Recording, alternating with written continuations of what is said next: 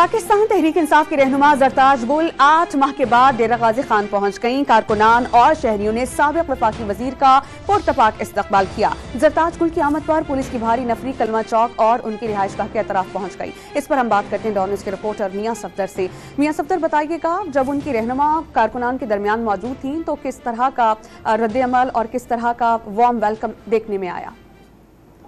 जी बिल्कुल, ये डेरा गाजी खान में है पाकिस्तान तहरीक इंसाफ के साबिक वफाकी वजीर मुमलिकत जरताज गुल हैं 8 माह बाद अपने हल्के में वापस आई हैं इंतखाबी मुहिम के लिए। ये उनकी दबाव कैसे थी, अचानक जो उनका यहाँ पर हल्के में इस तरह आमद से जो है कारकुनान की बड़ी तादाद जो है वो उनके इस्तकबाल के लिए सड़कों पर निकल आई। कलमा चौक पर जो है सैकड़ों का मजमा जो था कारकुनान का वो इकट्ठा हो गया, जबकि पुलिस की भारी नफरी ने भी वहां पर पहुंचकर कारकुनों। बहुत शुक्रिया मियां सफदर, आप हमें अपडेट कर रहे थे।